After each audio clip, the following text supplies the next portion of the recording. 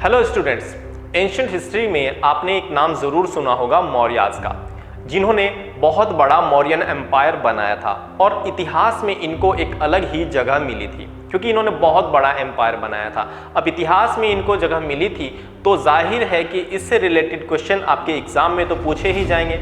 Even आप पुराने जो प्रीवियस ईयर एग्जाम्स में क्वेश्चन आ चुके हैं गवर्नमेंट जॉब्स के, उनको अगर उठाकर देखेंगे तो आपको इस टॉपिक से काफ़ी बार क्वेश्चन रिपीट होते हुए देखने को मिलेंगे और रिपीटेटिव क्वेश्चन ज़्यादातर ही आपको यहाँ से देखने को मिलेंगे। और अगर आपको हिस्ट्री में एक अच्छा स्कोर मेंटेन करना है तो आपको हर टॉपिक को अच्छी तरीके से कवर करना होगा।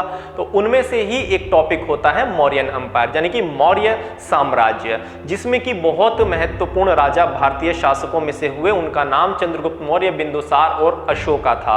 अशोक जिसने कि कलिंग का युद्ध लड़ा था वो इसी मौर्य एम्पायर से रिलेटेड है। अब आप समझ ही गए होंगे कि जब इसमें इतने शक्तिशाली महान राजा हुए थे तो इस टॉपिक से जो है क्वेश्चन एग्जाम में आगे भी बन सकते हैं। तो स्टूडेंट्स, इस टॉपिक से रिलेटेड क्वेश्चंस को एग्जाम में आपको याद भी होने चाहिए, उनको आपको फैक्चुअल इंफॉर्मेशन का पता होना चाहिए, उनसे रिलेटेड स्टोरी का पता होना चाहिए, तभी आप एग्जाम में आने वाले क्वेश्चन का इस टॉपिक से आंसर कर पाएंगे। तो इस टॉपिक के क्वेश्चन को आप एग्जाम में बिल्कुल भी स्किप ना करें और क्वेश्चन को देखते ही आंसर करें। उसके लिए विद्या 24 ने आपके लिए मौर्यन एम्पायर का ये बेहतरीन इंटरेस्टिंग टॉपिक तैयार किया है ताकि आप इससे रिलेटेड क्वेश्चन को आसानी से एग्जाम में सॉल्व कर सकें। आइए समझते हैं कि क्या क्या चीजें आपको इस टॉपिक कोर्स के अंदर मिलेंगी। तो स्टूडेंट्स, इस टॉपिक कोर्स को आपके लिए कुछ इस तरीके से डिजाइन किया गया है ताकि आपको सभी फैक्ट्स और स्टोरी लंबे समय तक याद रहें और आप एग्जाम में उनको अच्छी तरीके से यूज भी कर सकें। तो क्या होगा इस टॉपिक कोर्स के अंदर, सबसे पहले यहाँ पर इसके इंट्रोडक्टरी पार्ट में आपको देखने को मिलेगी कि मौर्य एम्पायर की जो से रिलेटेड जो इंफॉर्मेशन है, जो सोर्सेस हैं, उनकी जानकारी, यानी कि साम्राज्य की जानकारी हमें कहाँ से मिलती है, वो कौन कौन सी बुक्स थी, कौन कौन से फॉरेन ट्रैवलर्स की वो बुक्स थी, जिसमें कि अर्थशास्त्र था, किसने लिखी थी, ऐसे क्वेश्चन बनते हैं। इंडिका थी, वो किसने लिखी थी, ऐसे क्वेश्चन बनते हैं। कुछ हिंदू धर्म से रिलेटेड कुछ ग्रंथ थे, पुराण थे, जिनसे उसकी जानकारी मिलती है मौर्य साम्राज्य की, वो कौन से थे, इससे रिलेटेड क्वेश्चन बनते हैं।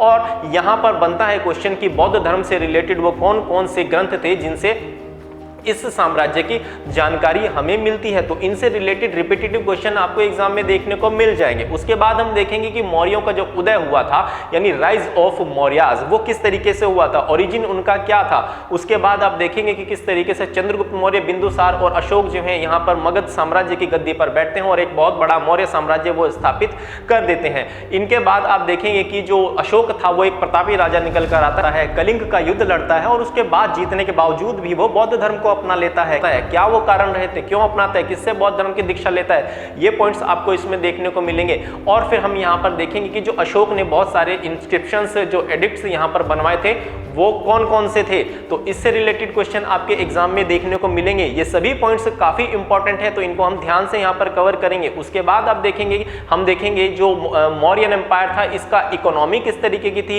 इनका एडमिनिस्ट्रेशन किस तरीके का था और इनका जो आर्ट एंड कल्चर था वो किस तरीके का था, सोसाइटी इनकी किस तरीके की थी। इनके आर्ट एंड कल्चर से रिलेटेड भी क्वेश्चन कई बार रिपीट हुए हैं एग्जाम के अंदर। क्या पूछा जाता है वहां से, जो इन्होंने अशोक का एक स्तंभ, अशोक स्तंभ आप जानते होंगे उसको अच्छी तरीके से, ऐसे क्वेश्चन एग्जाम में बनते हैं। तो यहाँ पर केव्स इंस्क्रिप्शंस इन्होंने काफी सारे बनवाए थे, गुफाओं का निर्माण करवाया था, जिनमें दीवारों पर लिखवाया था, चित्रकारी करवाई थी, वो बहुत ज्यादा वर्ल्ड फेमस है। आज भी उनको अजंता एलोरा गुफाओं में आपको वो चीजें देखने को मिल जाएंगी।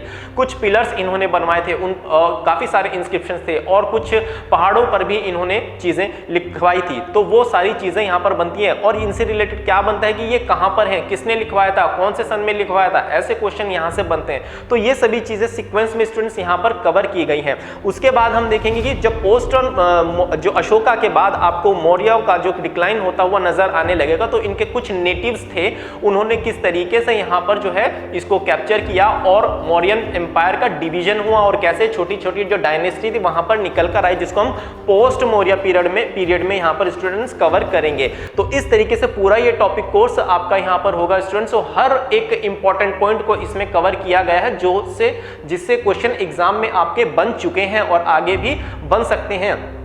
तो आपको बहुत ध्यान से ये सभी चीज़ों को यहाँ पर समझते हुए चलना है। और इस टॉपिक कोर्स को कवर करने के बाद स्टूडेंट सबसे लास्ट में हम देखेंगे इससे रिलेटेड कुछ वन लाइनर इंपॉर्टेंट क्वेश्चंस को, जो थ्योरी हमने यहाँ पर कवर की है उसी से रिलेटेड वो क्वेश्चन होंगे, ताकि फैक्चुअल इंफॉर्मेशन आपकी और अच्छी तरीके से उसकी अंडरस्टैंडिंग जो है वो डेवलप हो सके। उसके बाद हम यहाँ पर देखेंगे कुछ important exam oriented MCQ question जो कि आपके एग्जाम में बन सकते हैं, और वो होंगे इजी, मॉडरेट और एडवांस लेवल के। कुछ आपके पास सीधे सीधे क्वेश्चन एग्जाम में आ जाते हैं, लेकिन कभी कभी क्वेश्चन आपको घुमाकर दिए जाते हैं। पॉजिटिव या नेगेटिव स्टेटमेंट, असर्शन या रीजन वाले question, match with the following वाले क्वेश्चन आपको काफी सारे देखने को मिलते हैं, जिनको आपको बहुत ध्यान से लगाना होता है।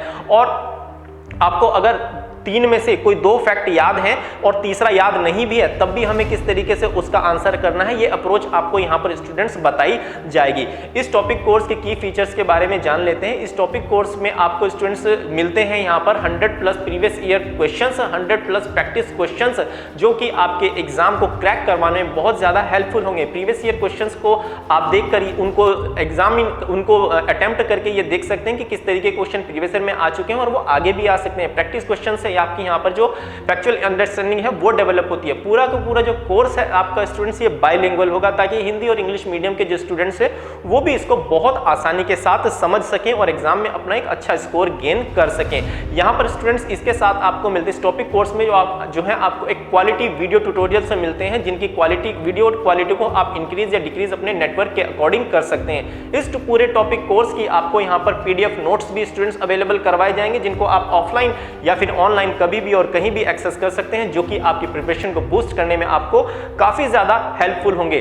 तो स्टूडेंट्स यहां पर इसके बाद आपको मिलते हैं इस इंपॉर्टेंट प्रैक्टिस क्विज।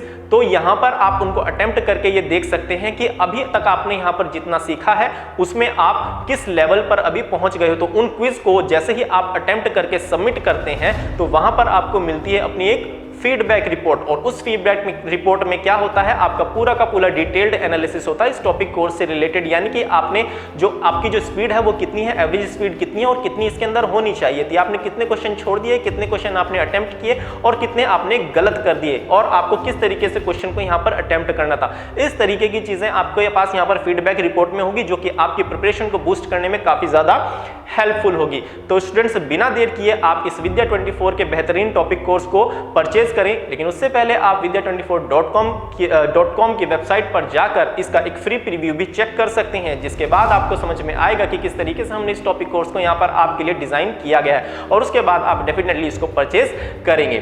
स्टूडेंट्स अगर अभी भी आपके माइंड में किसी तरीके की कोई क्वेरी अगर रह गई है तो आप उसको विद्या24.com के FAQ सेक्शन में जाकर उसको सॉल्व कर सकते हैं। Thank you.